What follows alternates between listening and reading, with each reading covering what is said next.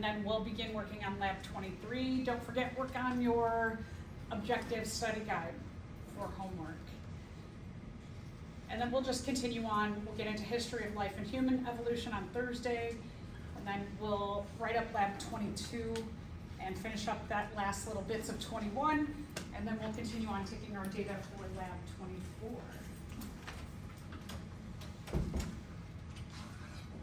So we left off to talk about just kind of last ideas about natural selection and evolution. Remember that adaptation is not like I can adapt and change the way we might think of it, but adaptation is when an organism has the characteristics that make them best suited to living in the current environment. Organisms that are adapted, meaning that they just happen to have the mutations or traits that make them best suited to living in the environment, have a better chance of surviving easily. If you have easy survival mechanisms because you just happen to have the mutations or characteristics that make you best suited to living in the environment, gives you time and energy to focus on, hey, I've got all this time. I could reproduce. I could have offspring, and I could take care of those offspring because I can easily survive. So you have offspring, and then your offspring also will have the traits that are well adapted to living in the current environment. Those organisms that are well adapted have what we call a high fitness. And by fitness, we do not mean like the way we might think of fitness, like I can go to the gym and I can lift this much, or I can run this far, I can do this many sit-ups. Fitness, when we're talking about evolution, means that you have good adaptations, you have characteristics that match up well to the current environment, allowing you to survive easy, gives you time to reproduce, and pass on those characteristics to your offspring. So when we talk about fitness and evolution, it means that you have the ability to survive easily and have offspring given the current environment. An organism who is most fit will leave behind the most offspring because they're, again, easily surviving. So if you think about sometimes when we talk about evolution, it is also referred to as the survival of the fittest. An important part of evolution is not just surviving now, but also leaving behind offspring who also survive well. So again, fitness means I can leave behind the most offspring because I've got good traits that match up with the current environment. I am adapted well. I have time to reproduce because I'm surviving easily. I am the most fit the more offspring I leave behind.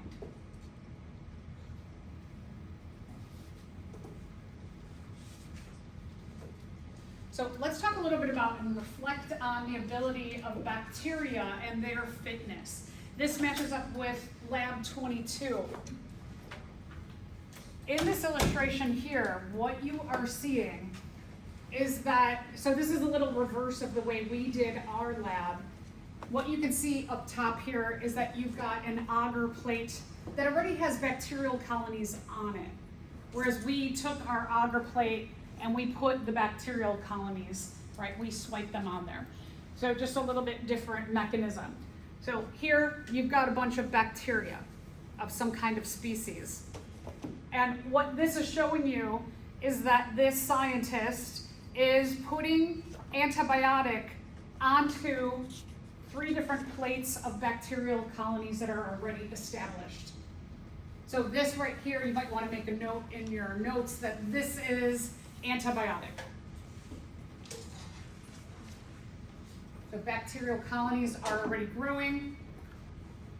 The scientist here, maybe the student in lab, is putting antibiotics onto 3 established growing plates of bacterial colonies.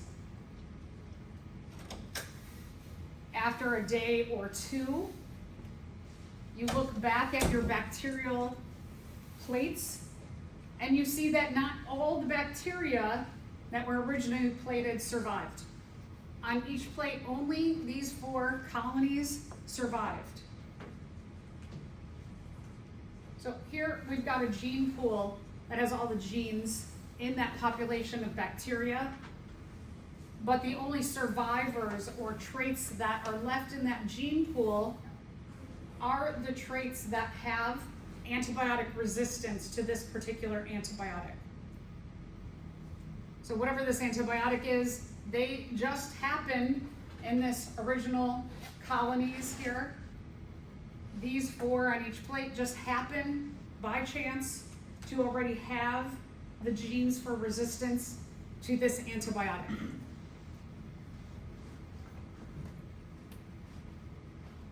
So let's answer a couple of questions.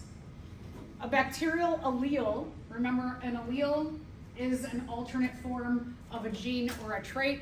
In this case, we might say that that gene is resistance to the specific antibiotic streptomycin.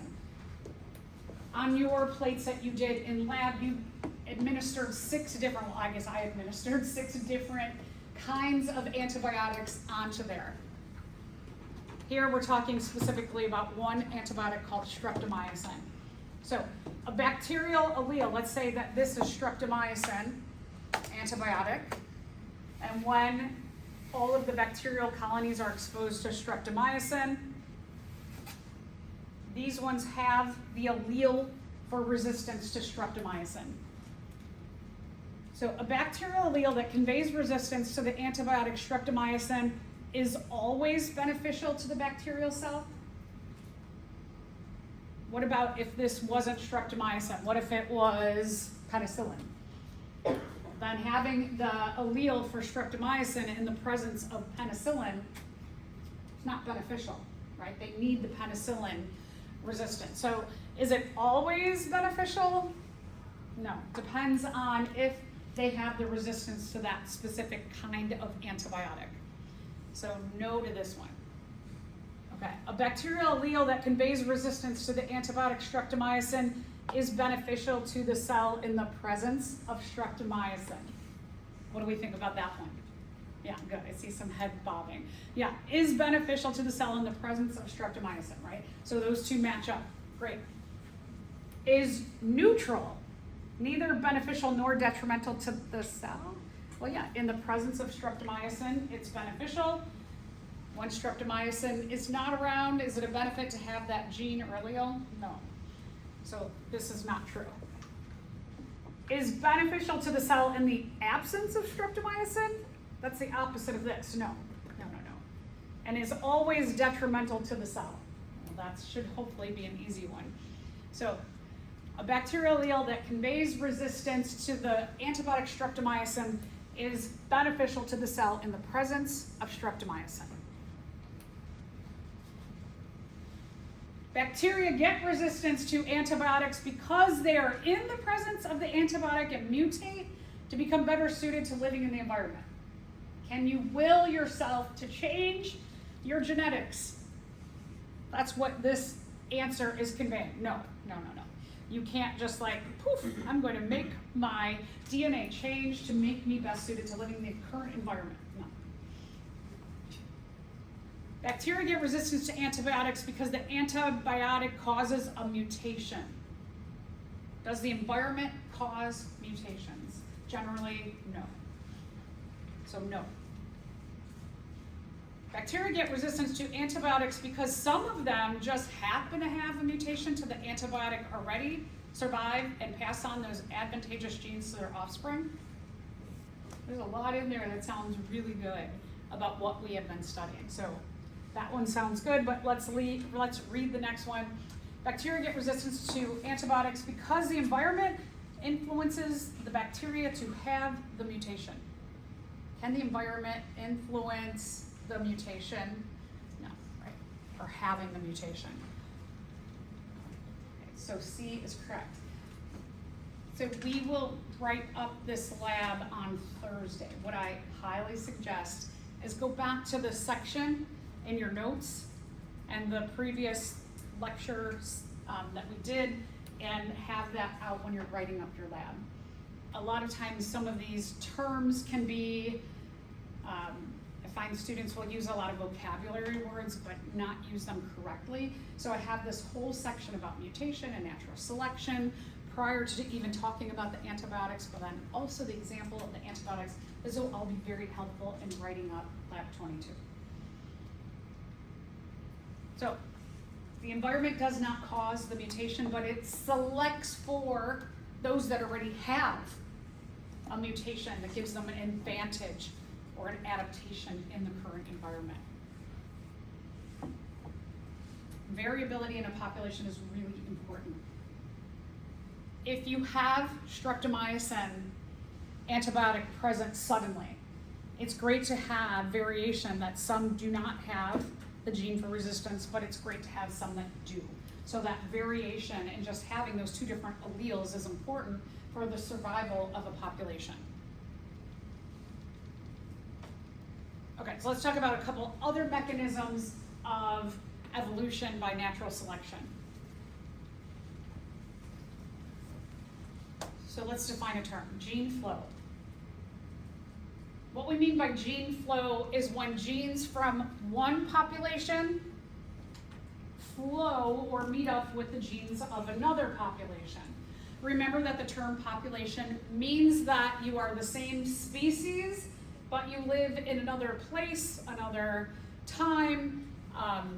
Our population, for example, like here, let's just say our Moraine Valley population, let's say that we go on a field trip, or our class goes on a field trip, and we meet up with a population of people in Pakistan, right? So we could have potential gene flow between us and people that we meet in another part of the world. We are now two different populations, but when we come together, the genes of our population can flow with the genes of another population.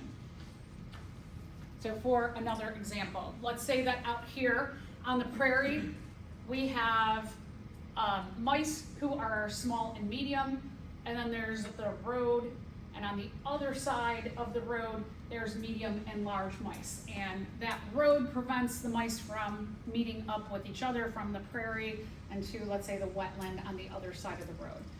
But let's say that Moraine Valley says, hey, you know what?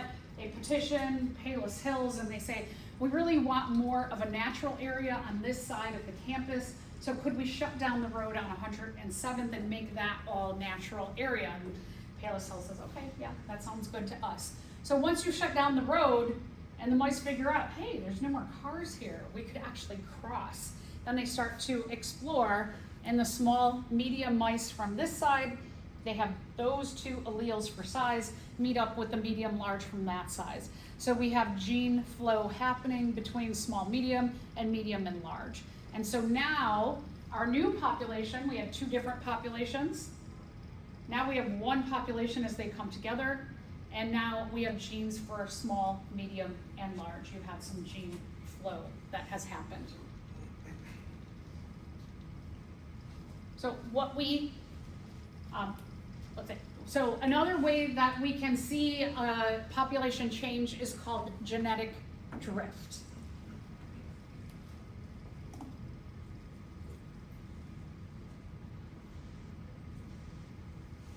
Genetic drift is when some kind of chance event happens and a portion, a small group of the population is either eliminated and it changes the gene pool of the population, or a portion of the population, they're like, it's getting too crowded, we don't like the situation, and they get up and they move somewhere else. This is going to have a bigger effect on a small population. So let's say, for example here with genetic drift, that we start out with our population and you can see, let's look at the genotypes of our population. This example is showing us complete dominance inheritance where capital B, anybody who has a capital B, is for black, and a little b is for beige. So when you have capital B, the individuals express the capital B, capital P, capital B genotype as black fur. Anybody who has a capital B, capital B masks the presence of the little b, and they still look like they have black fur. And anybody who has two little b's is going to show that beige or tan fur. So in our population, what we have is we've got one row of capital B genotypes. We have two rows of the capital B heterozygous genotype, and we have one row of the little b homozygous recessive genotype. Now, let's say that something happens in the population where only two random individuals survive. And in this case, it's going to be a capital B heterozygous individual survives, and a little b individual survives. When those two mate, their offspring are half capital B heterozygous and half little b. Now let's say something again happens. And in the population, only two little b survive. So now what's happened in our population, we have a huge amount of genetic drift. We've eliminated the capital B gene or allele from the population after 1, 2, 3 generations.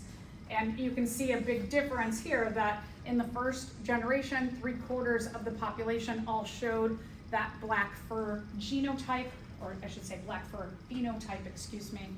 And by the third generation, they all show the tan or beige phenotype.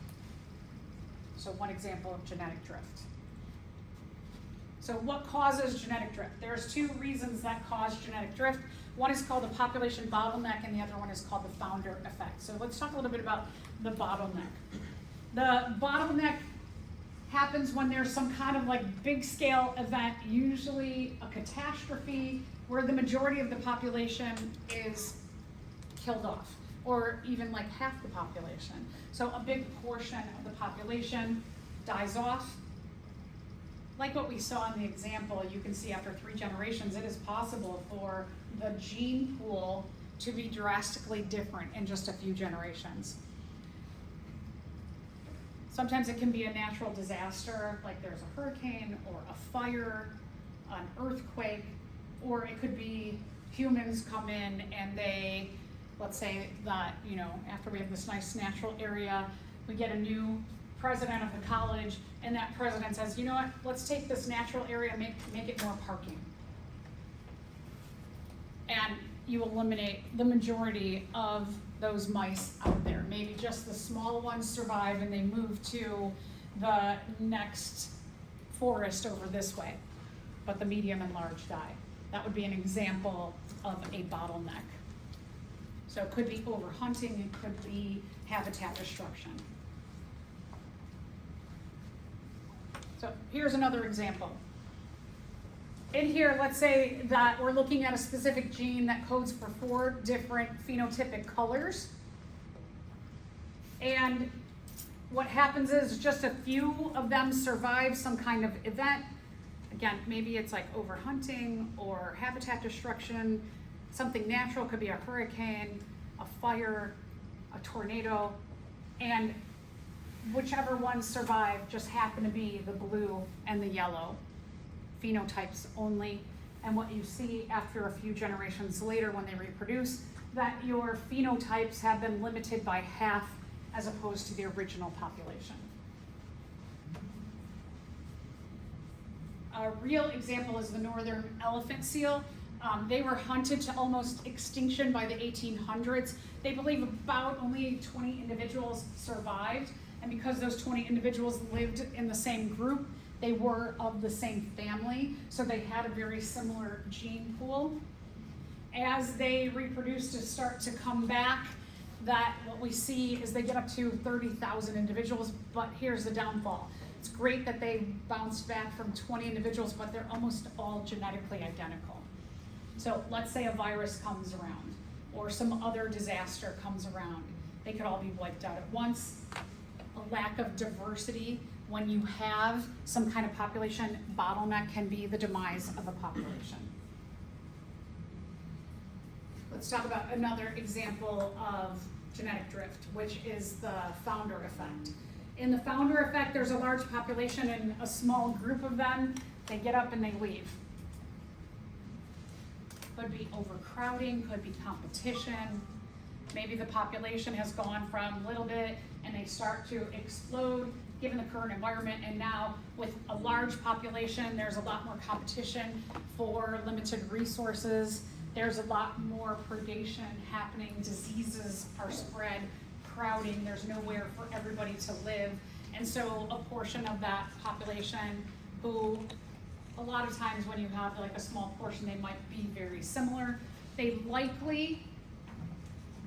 could be very similar like a family group, or they could be just like a smaller representation of all of the phenotypes and genotypes of the population. And they likely are not going to be like, oh, let's get one of every diverse example of our gene pool and move. They're gonna be like, okay, come on, let's just go, let's get out of here. So that's what we mean by the founder effect, that they do not represent a smaller group leaves and they do not represent the diversity of the gene pool. So one example is Amish populations up in the northeastern part of the United States.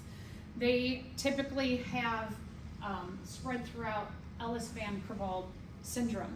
And EVC is a complete dominance disorder, so it just takes two recessive alleles from both parents to pass on this disorder. And what this disorder is known for is skeletal deformities. And the person is usually shorter. They are polydactyl. They could have one extra finger or toe.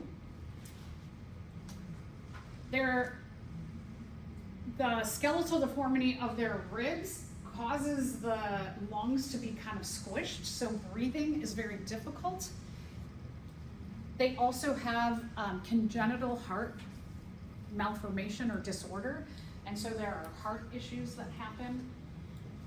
And again, this is just two recessive alleles passed on can cause this to happen. And so this EVC is a lot more common in the Amish population in the northeastern part of the United States than given the whole United States. So this is an example of the founder effect. Okay, do you think that in a population that evolution never happens? I know, a lot of you are going, Okay, good, I see some skeptical. Yeah, so this idea of what we call equilibrium population, what that means is that you have a population where evolution never happens. In natural populations, this is impossible. So let's talk about what it means to be an equilibrium population. So let's look at the criteria. In order for a population to have no change, meaning no evolution at all of the following would need to be controlled. So one is no mutation. Do cells have the ability to always copy DNA from parent to offspring perfectly? No, right? We've already said there's a large volume of DNA, so it'd be nearly impossible for mutations not to slip by chance or by accident. So number one, okay, so could humans control this? Let's say that we're working on a population of rabbits, we're doing this in a lab. Could we control that they have no mutations? No, right? I mean, there's one let's just say we're gonna try and control our population. We could not control that. Two, could we control who mates with who in the population? Like how our genes flow within the population? Could we separate the rabbits and pick who mates with whom? I mean, if we were doing it in a lab, we probably could control gene flow. But in a natural population, no, definitely not. Could we control the size of the population in a lab? Yeah, we could probably control the size, but in general, you can't control the size because that's all dependent on the environment. Whether individuals in the environment have an easy time surviving or not, could we pick who mates with who? In a lab, we could. But in general, out in nature, they're going to choose, females are going to lean toward males who have the most advantageous traits to pass on to their offspring. And then, could we control the environment so nobody is favored? In a lab, maybe, but out in the real world, can we control nature? No, right? So even if in the lab we could control 2, 3, 4, and 5, we could not even control that. So an equilibrium population would mean that, and if we're talking about a natural population, it would be impossible for this all to happen.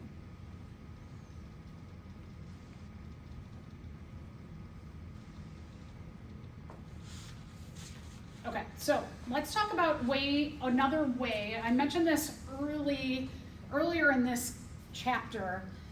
So I talked about this on Thursday, that we could use math in looking at complete dominance inheritance to show that what are the allele frequencies today, and come back many generations later, and if the allele frequencies have changed in that span of time, it gives us support for data to show that evolution has happened.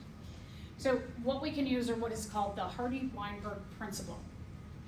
What we are looking for in the Hardy-Weinberg principle is we're looking at changes in the allele frequency of a complete dominance trait over time.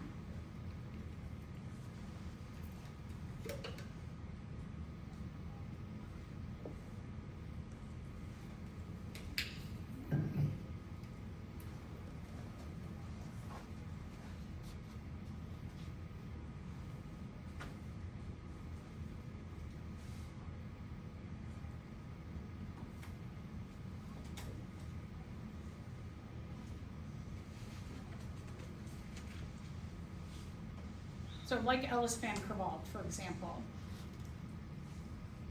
we could apply the Hardy-Weinberg principle to them because EBC is a complete dominance disorder.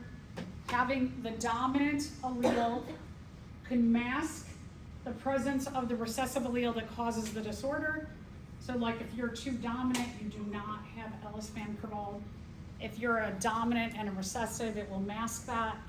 But if you have two individuals who are heterozygous and they get together, so two individuals who think like, I don't see any disorder on me, right? I don't have any skeletal abnormalities, I don't have any congenital heart defects, and two people get together, they could both mate and bring together two recessive alleles to have their offspring have that disorder. So let's take a look at how this works. There are two equations for the Hardy-Weinberg principle. So one is p squared plus 2pq plus q squared equals 1, and the other one is p plus q equals 1. We're going to use them in tandem. We're going to use them together to figure out how many individuals are homozygous dominant, how many are heterozygous, how many are homozygous recessive, what is the percentage of the dominant gene or allele, what is the percentage of the recessive gene or allele. So these two different equations, this one focuses on the genotypes. You can see like capital T, capital T, capital T, little t, little t, little t, those are genotypes. A genotype is two alleles for that trait. So whether we're talking about like two dominant, a dominant and a recessive, or two recessive, these are what we would call the genotypes. And then the alleles would be the dominant allele and the recessive allele percentages or frequencies. So these are good to like get in the back of your head that when we're talking about p squared plus 2pq plus q squared equals 1, this is genotypes. There's two alleles or genes for a genotype. And when we're talking about alleles, you're talking about the percentage of dominant or the percentage of recessive.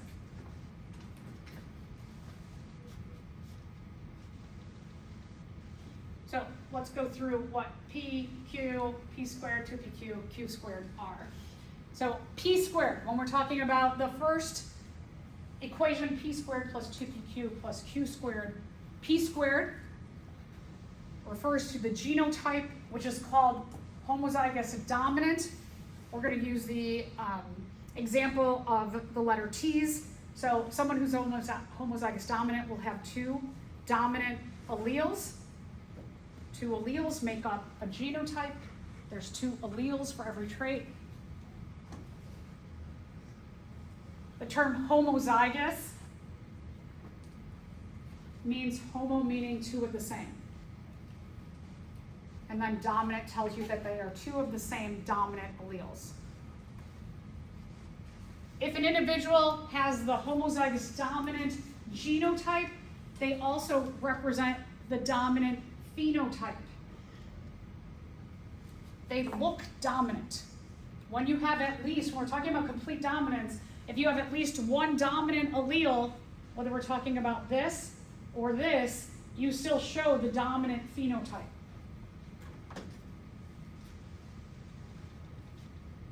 So let's talk about 2PQ.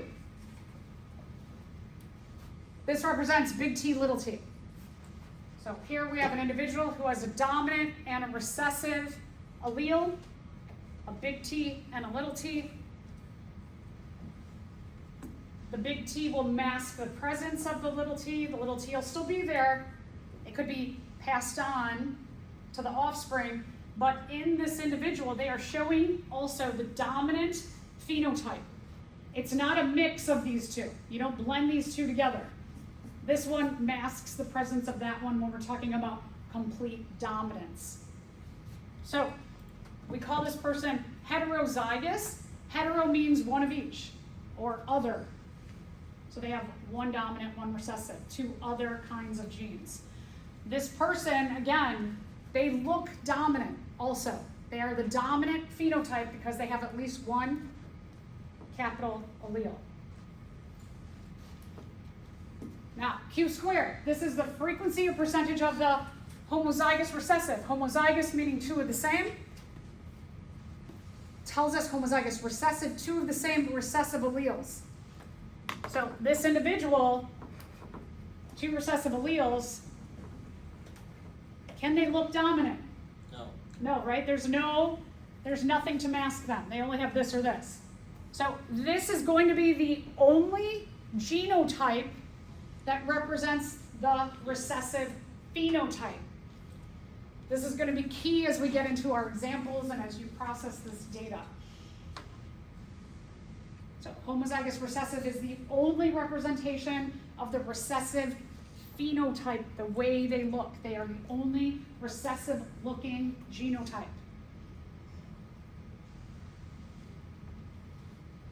P, it's the percentage or frequency of the dominant allele, the big letter. What percentage of big letter or dominant allele do we have in the population? Q, the frequency of the recessive allele or little letter in the population.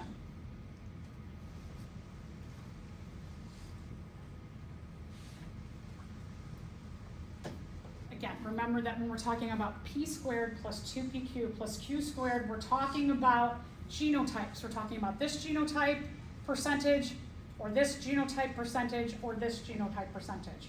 And when we add the three genotypes up, they equal 1.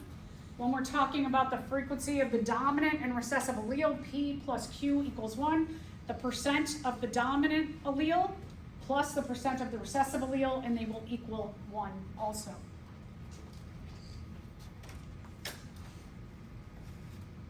So, as I mentioned before, we can calculate the P squared plus 2PQ plus Q squared equals 1. We can calculate P plus Q equals 1 today.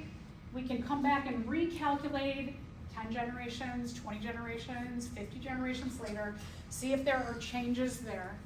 And if there are changes, it supports that evolution has happened in that population. We have changes to the gene pool. Okay, so this is the way we're going to calculate out our data. I always like to show both of these together. One, here's the equation for the P squared plus 2PQ plus Q squared. What does it equal? 1, right? Okay. And then P squared, P percentage plus Q percentage equals? 1. Good. Okay, so both of those we're going to show that they equal 1. When we do our Punnett square for Hardy-Weinberg, this is a little bit different than the way you did Punnett squares if you did Bio 111, or if you think back to maybe like middle school, you probably did some of this. A little bit different, a little bit similar. You do have an allele from one parent, both alleles from one parent on the side, both alleles from the other parent on the top. And then you have genotypes in the middle. However, we have very precise places that we put the P's and the Q's and the P squared and the PQs and the Q squared.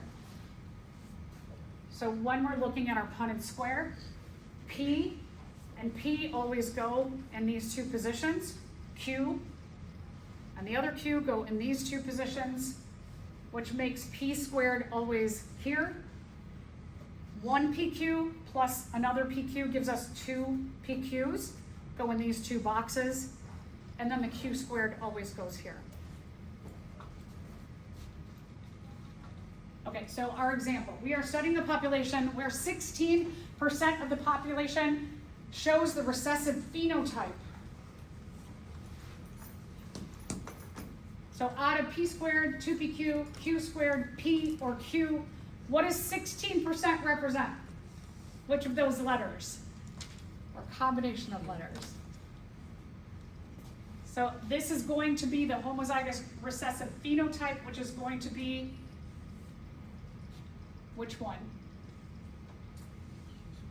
Which one of these is the homozygous recessive phenotype or genotype representation? C. Okay, so that will be Q squared. Q squared is the representation of the homozygous recessive genotype, thus showing the recessive phenotype. Q squared is the only one that can show the recessive phenotype, having the recessive genotype. So now, in our calculations, as we go through, we're going to put that 0.16, 16% is going to go here as Q squared. We also put Q squared here in this corner.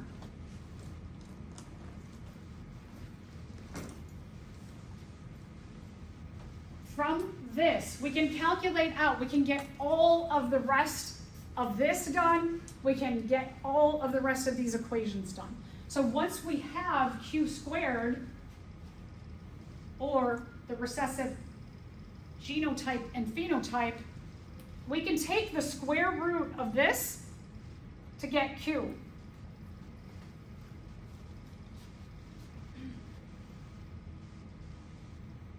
So if we know that Q squared is 0.16, we can take the square root of 0.16, Q squared, to give us Q.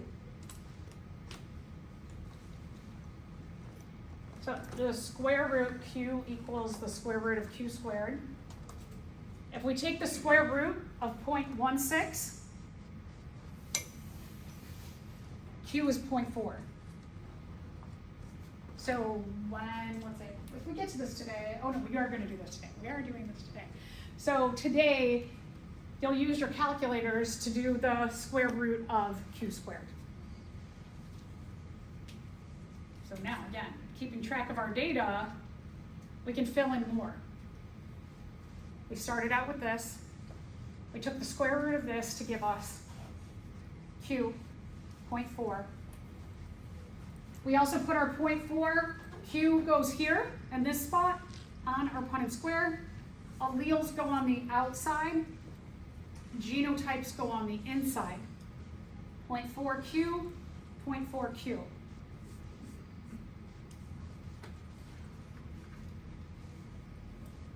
So which of these could we rearrange? Now that we have Q, which of these can we rearrange to figure out and solve for P? B. Good. Okay, so now we've got Q. So we can take this and move over here and do 1 minus Q equals P. So 1 minus our 0.4 gives us a P of 0.6.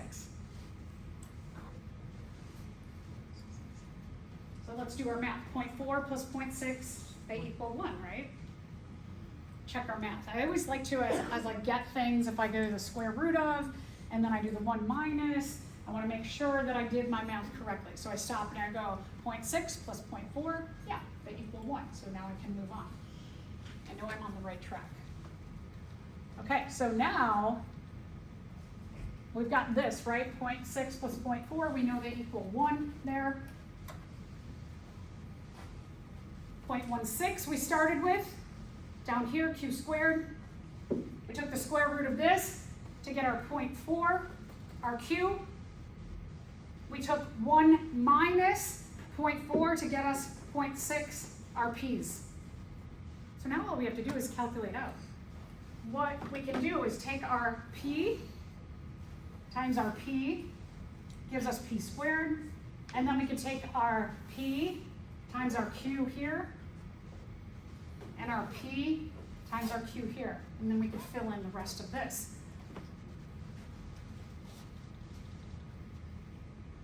So p times p, when we take our 0.6, good, 0.6 times 0.6, p squared, and that upper left-hand corner gives us 0.36.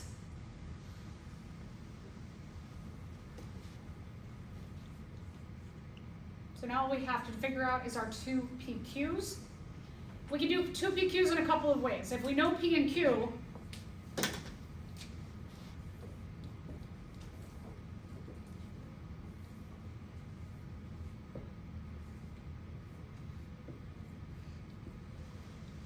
so 2 PQ, we can plug in P and we can plug in Q. We can do it that way. Or you could do, you know you have 2 PQs, right? You could do P times Q.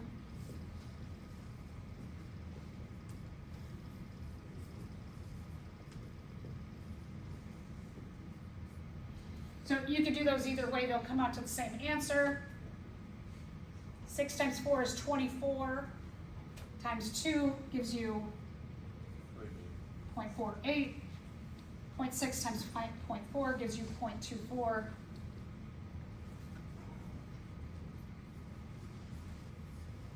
We can add those together and get our 0.48. So whether you're doing it this way and doing 2 times P times Q, or you're doing P times Q plus P times Q, they still come out to 0.48 or the same answers.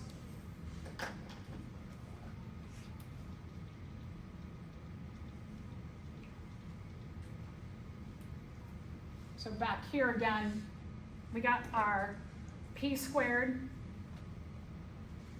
You could do 0.6 squared. 0.6 times 0.6 gives you 0.36. So then, good. So 2, now remember 2 PQs. So each PQ is 0.24, but 2 PQs are 0.48. So this is the one, make sure, I mean now I can say this, but you'll get practice on this. If it's asking for 1 PQ, you're talking about 0.24. If it's asking for your 2 PQs, because remember, on our Punnett square here, you've got one of the PQs is in this box, and the other PQ is here in this box. So you've got 2 PQs. Each of them is an individual PQ. When you ask for 2 PQ, you add these 2 together.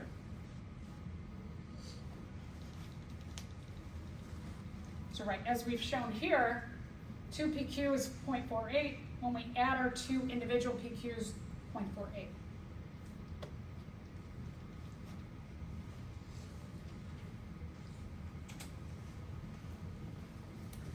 Again, noting that 2 PQ is 0.48, and each individual PQ, 0.6 times 0.4 is 0.24.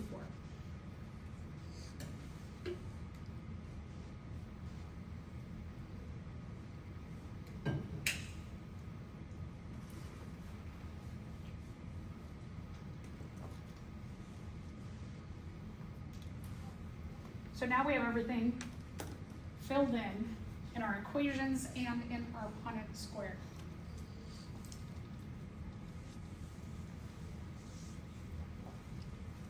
So we've got our p's, got our q's, got our p squared, 1 pq plus the other pq, and q squared. Like I said, I like to double check my math. So each of the two equations should add up to? What? Good, 1. So we want to make sure that we do our math.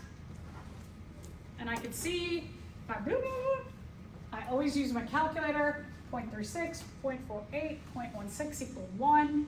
That works out, 0.6, 0.4 equal 1. So double check your math. A lot of times what students will do is like they'll do goofy things, especially with this heterozygous. So just, you want to make sure that you're following that each group inside equals 1, and these two, or these two outside equal 1.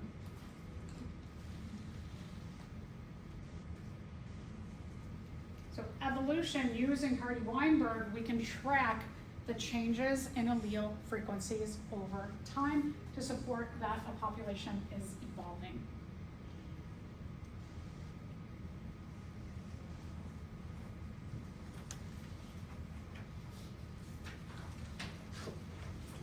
Now, today in lab, because we're going to use our population to calculate our initial population p's and q's, and p squared plus 2pq plus q squared, we're going to use us as a population. We're going to look at 3 different complete dominance traits.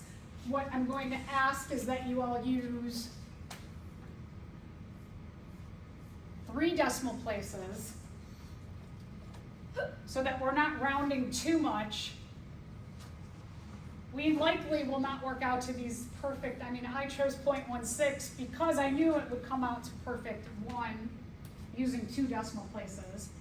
But we're going to use 3 decimal places. Now, your numbers, when you add up to 1, maybe you'll get like 0.998. You might not be perfectly at 1, but you'll be really, as long as you're really, really close, or you might get like 1.003. That's pretty close to 1. So we want to stay in kind of a range that's close to 1. If you get something like 0.789, if you're like, wait, I got 0.789, and you're like, that's not close to 1. This is very, very close. This is not close. So this will show that something happened in your math somewhere. This to me shows, okay, yeah, you're pretty close to 1.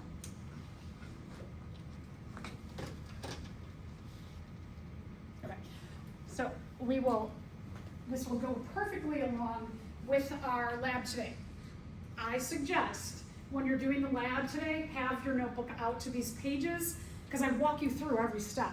And so I lay out for you an example of you're going to do this, then you're going to do this, then you're going to do this, then you're going to do this. And that'll help you get into the sequence of how to work through these Hardy-Weinbergs. Let's talk a little bit about speciation.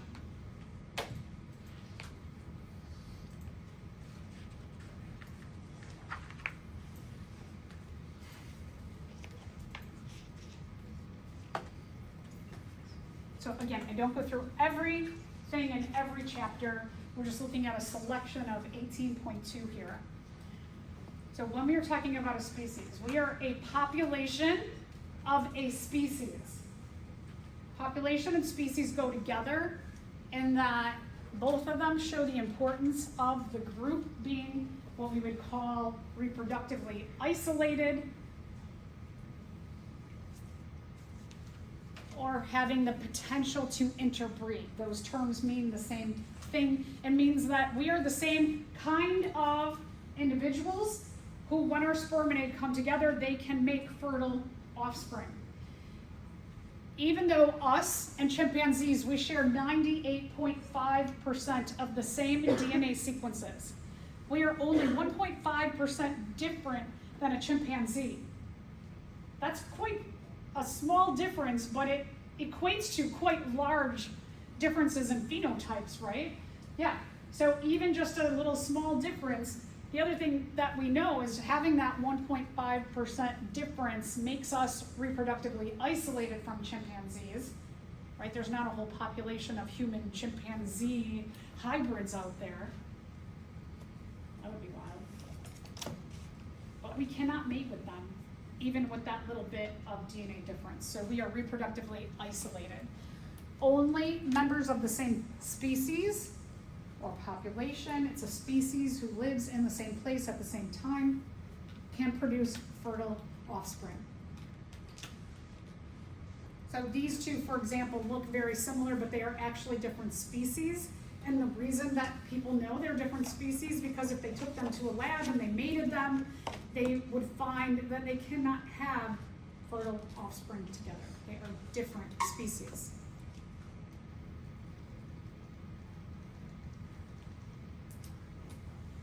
So let's take a look at this question and the idea of species.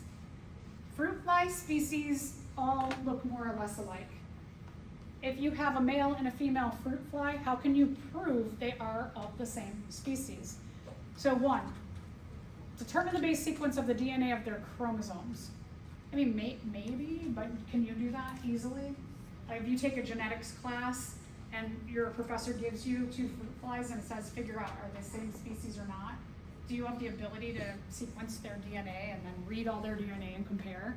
That would take a really, really long time. So maybe we could do that in a really high-tech lab situation, but that would take quite a bit of time and effort. So maybe, right? Like if you look at this, you go, maybe that one. Examine them closely with a low-power microscope, comparing their physical characteristics to published species key lists of characteristics. Maybe, right? We could like kind of look at them and then look up the natural history of them and go, oh, they have this and they have that. So that's a maybe. If they perform the act of mating, then they are the same species. That's not enough. Humans and chimpanzees, could they potentially have sex? I mean, I know there's a lot wrong with that situation, but potentially humans and chimps could have sex. Does that make them the same species? Not necessarily, right? If they mate successfully, and their offspring can also mate successfully, they are the same species. So meaning that they are fertile because they have offspring, and their offspring are also fertile. Does that sound very evolution-y? That does to me, right? That you have members of a population or a species who have fertile offspring. That's one of the definitions when we talk about populations. So that one sounds good. If they both asexually reproduce, okay, so this is, no, we're not talking about asexual reproduction, we're talking about sexual reproduction when we refer to evolution, but let's read on. And their offspring can also successfully asexually reproduce. No, okay, no, that's just nonsense. So while A, B, and C, if you were kind of like maybe, but this definitely, in terms of the definition of species and population, that is the best choice. All right, so how do new species arise? New species arise via speciation. Speciation means that a new species has developed.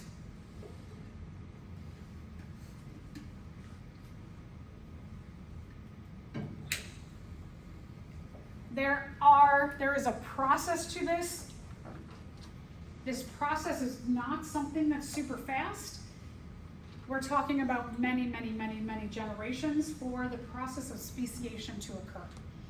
So that's why we just don't have new species popping up everywhere.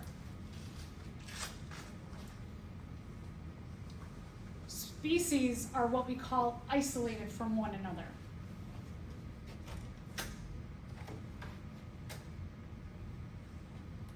When you have a group that is isolated from the main group, that means that they have no contact with that other group, which means there's no gene flow between these two groups. So like what I had said earlier about genetic drift.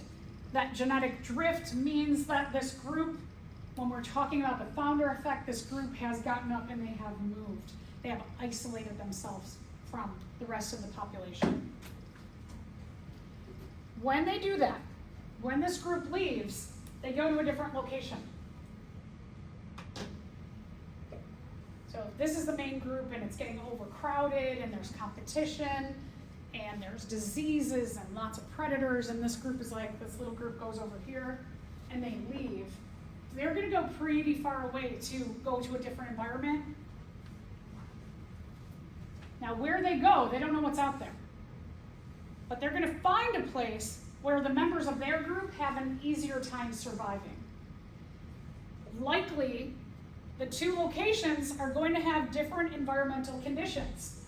So just in the fact that this is overcrowded, there's diseases spreading, there's more predators because there's more prey available, there's less housing available, they're gonna go somewhere else where they have an easier time surviving.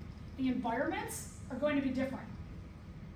Because the environments are going to be different, the processes of natural selection are going to change. What they are exposed to in their new place is going to be a lot different than all the chaos that's happening here. So they are going to experience a process of natural selection independently or differently now.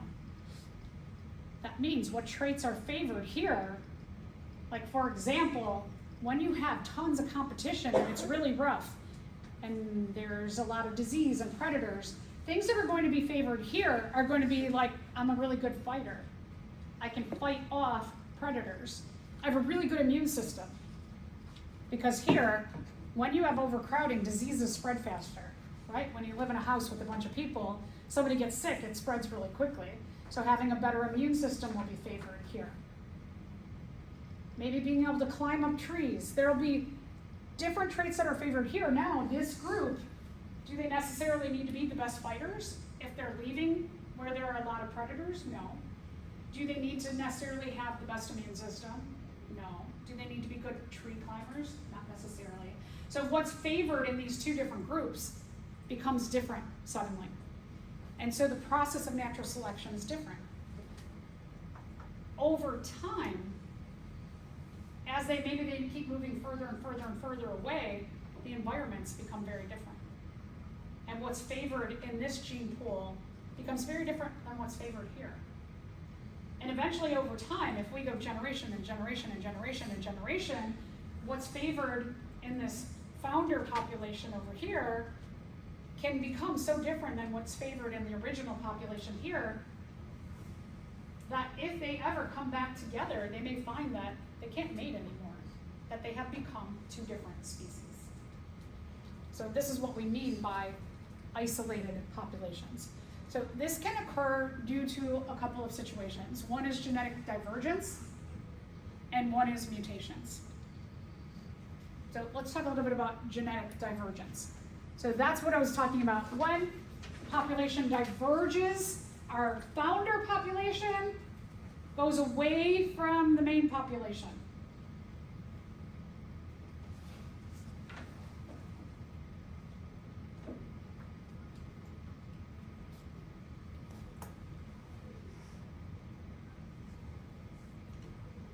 Our founder population has diverged or gone away from our main population. Just like when I talked about the common ancestor, when we're talking about all the vertebrates, and we had a common ancestor group who had these bones in their forelimb, but as you had mutations in the population, groups went off into different environments and specialized in different environments, that eventually you have all the vertebrate groups who cannot any longer mate with one another. We have genetic divergence away from that common ancestor or that main population group. A couple different kinds of what we call speciation. One is called allopatric speciation. In allopatric speciation, groups living together and a geographical barrier suddenly occurs.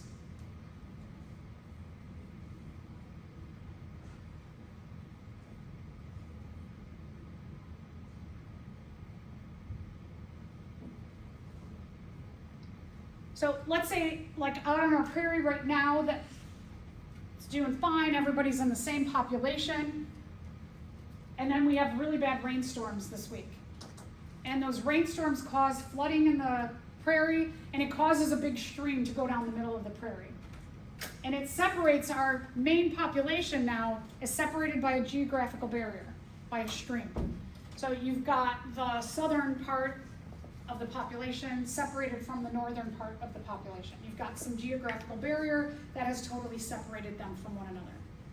If that stream stays and keeps them separate for 100 years, what may happen is that there's different processes of natural selection on each side of the stream, and eventually they become different species because different genes are favored on each side of this geographical barrier or stream.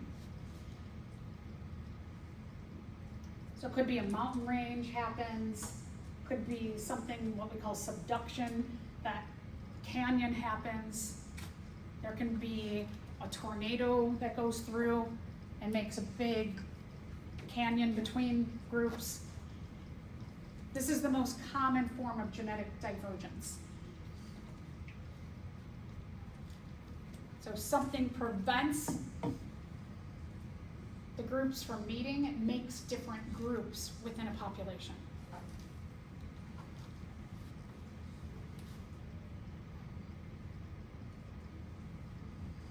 Gene flow is cut off. They can't get to one another anymore. And so they experience the processes of natural selection independently or different from one another.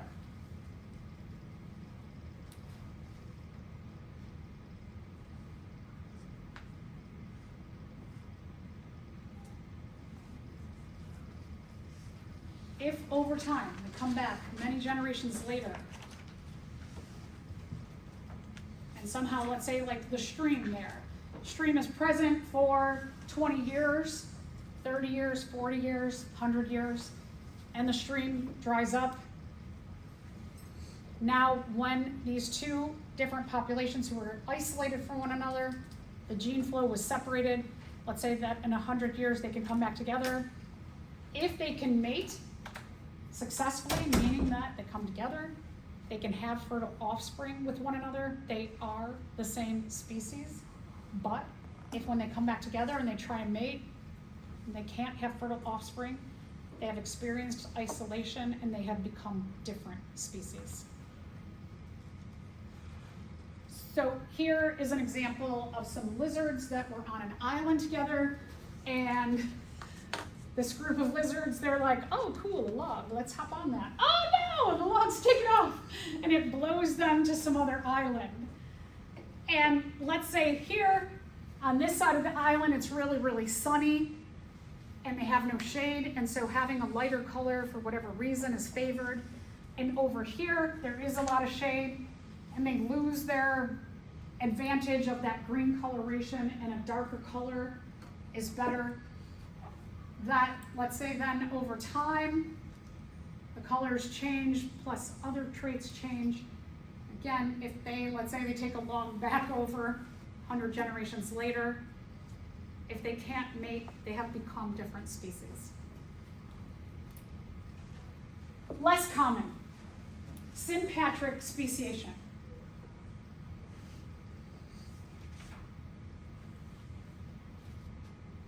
Right, this may have happened to you all. Maybe it's happened here at Morin Valley. You sit down next to someone in one of your classes, and you get to talking, and you're like, they have, let's say they have like a drink from someplace, and you're like, oh, I've never been there, but it's like 2 blocks away from my house. And they're like, yeah, 2 blocks away from my house.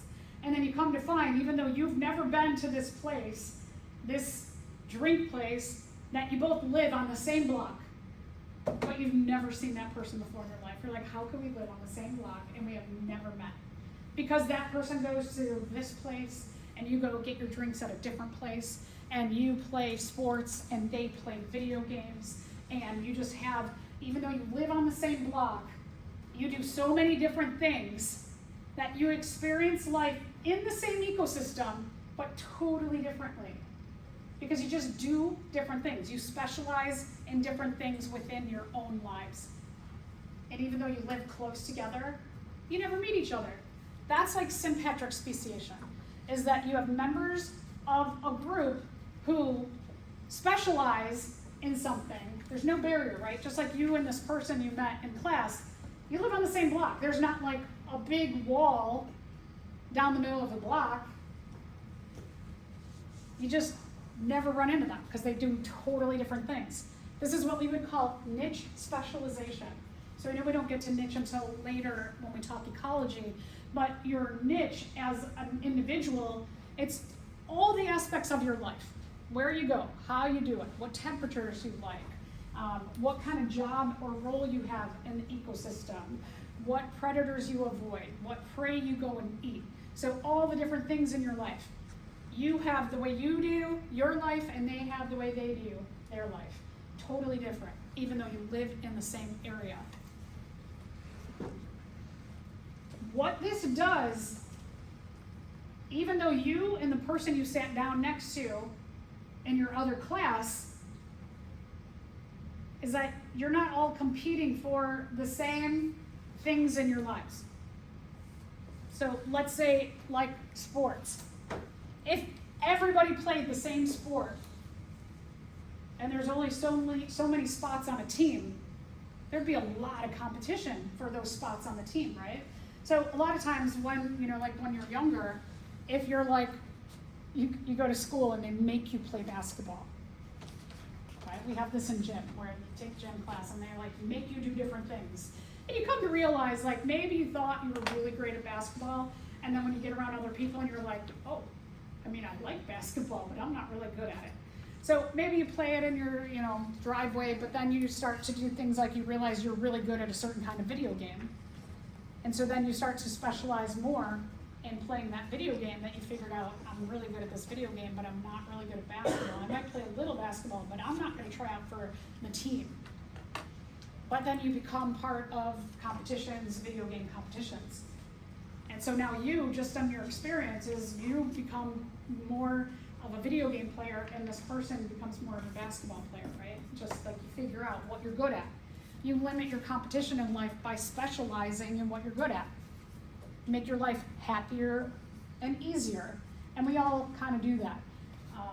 So this is a way for us as organisms, if we live out on the prairie and we're a mouse and we have a really big mouth, we can eat bigger food items.